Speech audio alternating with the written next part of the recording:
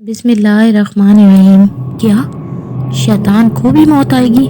मोमिन ये बात जानता है कि दुनिया में हर चीज़ फ़ानी है। यहाँ हर जानदार को मौत आएगी, यहाँ तक कि मौत को भी मौत आ जाएगी जब रज़ा इलाही होगी। ये बहुत दिलचस्प और तजस्सुस खेज़ बात है कि क्या शैतान को भी मौत आएगी और क्या शैतान की कब्र भी होगी?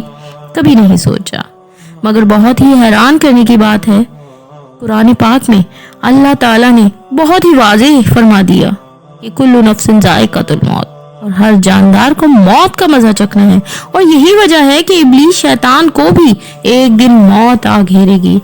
जब शैतान मरदूद को अल्लाह पाक ने इसकी नाफरमानी पर जन्नत से निकाल दिया तो इसने अल्लाह ताला से क़यामत तक के लिए मोहलत तलब की कि क़यामत से पहले मुझे मौत ना आए।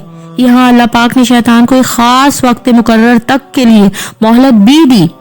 इसे हम कुरान पाक की सूरह हिजर की आयत से कुछ इस तरह समझ सकते हैं कि शैतान कहता है, ऐ मेरे परवरदिगार, लोगों की जिंदा किए जाने तक मुझे मोहलत दे।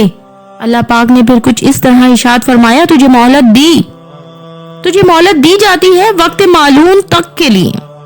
अब यहाँ समझने की बात यह है कि हजरत इसराफील अलैहिस्सलाम कुर्ब क़यामत पहली बार जब सूर फूकेंगे तो इसे शैतान के लिए वक्त मालूम ठहराया गया। जब क़यामत करीब आएगी और सारी निशानियां पूरी हो जाएंगी तो मोमिनों की बगलों के नीचे से एक खुशबूदार हवा का गुजर होगा जिसे तमाम अहले ईमान वाले वफात पा जाएंगे। जिसके बाद 40 साल का जमाना कुछ इस तरह गुजरेगा कि कोई बच्चा पैदा ना होगा, यानी हर इंसान की उम्र कम अज कम 40 साल होगी। ईमान वाले क्योंकि मर चुके होंगे तो दुनिया में सिर्फ मुशरिकीन और कफ्फार ही बाकी रह जाएंगे। और ये वो वक्त होगा जब हजरत इसराफील अलैहिस्सलाम पहली बार सूर फूकेंगे और इसकी आवाज बहुत हल्की होगी, यहाँ तक कि लोग कान लगाकर आवाज को सुनने की कोशिश करेंगे। फिर ये बढ़ती बढ़ती इस कदर तेज हो जाएगी कि लोगों के कानों के पर्दे फट जाएंगे और इनकी नाक के नथनों से पीप बहना शुरू हो जाएगी और लोग मर जाएंगे। इंसान, जिन, फरिश्ते और यहाँ तक कि शैतान इब्लीस को भी मौत आ जाएगी। इसके 40 साल बाद हजरत इसराफील अलैहिस्सलाम दूसरी मर्तबा सूर फूकेंगे तो फिर तमाम मुर्दा जिंदा होकर अपनी कब्रों से बाहर निकल आएंगे और कयामत कायम होगी और मैदान हश्र बर्पा होगा। हजरत अनहर बिन कैफ फरमाते हैं, एक मर्तबा मदीने मुनव्वरा में जाना हुआ, एक मजमे में हजरत काब रजी अल्लाह ताला अन्हा को तकरीर करते सुना तो मैं भी वहीं बैठ गया।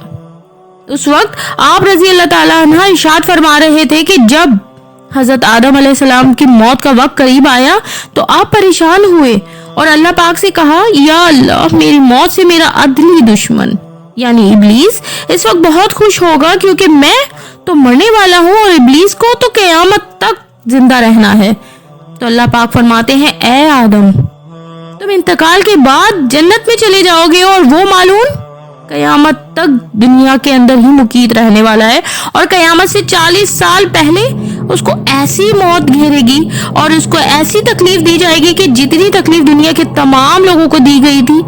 हजरत काब रजी अल्लाह ताला अन्हु मजीद इरशाद फरमाते हैं कि हजरत आदम अलैहिस्सलाम ने मुल्कुल मौत से फरमाया, मुझे इब्लीस की मौत का मंजर बयान करो। चुनाचा मुल्कुल मौत ने इब्लीस की मौत का मंजर बयान किया कि इतनी दर्दनाक मौत थी कि हजरत आदम अलैहिस्सलाम अपने आंसुओं पे काबू न रख सके। ये सुनकर लोग हजरत काब रजी अल्लाह ताला अन्हु से कहने लगे, हमें भी इब्लीस की मौत का मंजर बयान करें। हजरत काब रजी अल्लाह ताला अन्हु इब्लीस की मौत का मंजर कुछ इस तरह बताते हैं कि अल्लाह जल्ल शाना मुल्कुल मौत से फरमाएंगे, मेरे गजब और गुस्से का लिबास पहनकर जाओ और इब्लीस से तमाम इंसान और जिनों से ज्यादा सख्ती करना। मुल्कुल मौत अल्लाह के गजब और गुस्से का लिबादा ओढ़कर मौत के फरिश्तों के साथ इब्लीस की रूह को कब्ज करने के लिए जाएंगे तो जो भी आसमानों और जमीनों में उनको देख लेगा वो फौरन ही मर जाएगा। चुनाचा जब मुल्कुल मौत इब्लीस के पास पहुंचेंगे तो वो धाड़े मार मार के रोएगा। फिर शैतान को मौत की तकलीफ दी जाएगी जो कि सारी मखलूक की तकलीफ से कहीं ज्यादा होगी। इब्लीस घबरा कर मशरिक की जानिब भागेगा तो कभी मगरिब की जानिब, लेकिन हर तरफ इसे अपने सामने मुल्कुल मौत को ही पाएगा। समंदर में छुपने जाएगा तो समंदर उसे जगह ना देगा और फिर शैतान आसमान की तरफ भागेगा। फिर वहां मुकर्रर फरिश्ते उसे आग से बने हुए कोड़ों से मारेंगे تو وہ وہاں سے بھاگتا ہوا آدم علیہ السلام کی قبر پر جائے گا اور کہے گا اے آدم تمہاری وجہ سے ہی میں مالون و مردود بنا، کاش تم پیدا ہی نہ ہوئے ہوتے۔ پھر ملک الموت سے کہے گا کہ کتنی سختی اور تکلیف کے ساتھ میری جان نکالو گے؟ تو ملک الموت کہیں گے کہ جتنے لوگ جہنم میں ہیں ان کی موت کی تکلیف سے کہیں زیادہ تکلیف اور سختی کے ساتھ تیری جان نکالوں گا۔ تو شیطان چیخنے لگے گا اور ادھر ادھر بھاگنا شروع کر دے گا اور پھر اسی جگہ پہنچ جائے گا جہاں ابلیس نے جنت سے نکال دینے پر پہلا قدم رکھا تھا۔ اس وقت وہ جگہ آگ کے انگارے کی طرح سرخ ہو جائے گی، زمین چنگاری کی طرح ہو جائے گی اور آسمانی فرشتے اس کو گھیر لیں گے اور زنجیروں اور آڑوں سے اس کو چیریں گے جب تک اللہ جل شانہ چاہیں گے۔ اس وقت تک نزع اور موت کا شکار رہے گا۔ اسے اس طرح تڑپا تڑپا کر اس کی جان نکال لی جائے گی اور پھر حضرت حوا علیہ السلام سے کہا جائے گا ذرا اپنے دشمن کو دیکھو کس طرح ذلت کے ساتھ مر رہا ہے۔ وہ یہ دیکھ کر کہیں گی کہ یا اللہ تو نے ہم پر اپنی نعمت مکمل کر دی، اور ابلیس جہنم کے گڑھوں میں 40 سال تک مردہ رہے گا اور یہی اس کی قبر ہوگی۔ اور پھر 40 سال کے بعد حضرت اسرافیل علیہ السلام دوبارہ سور پھونکیں گے تو تمام مردہ زندہ ہوں گے اور ایک حشر کا میدان برپا ہو جائے گا۔ حساب کتاب کا سلسلہ جاری ہوگا، جس کے بعد ابلیس کو جہنم میں بھیجا جائے گا جہاں یہ اپنے چاہنے والوں کے ساتھ ہمیشہ ہمیشہ کے لیے نہ ختم ہونے والے عذاب میں مبتلا رہے گا۔ استغفر اللہ۔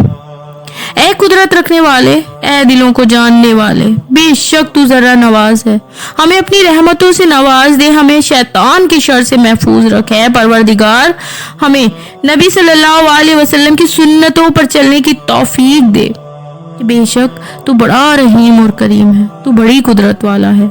آمین آمین ثم آمین۔ جزاک اللہ۔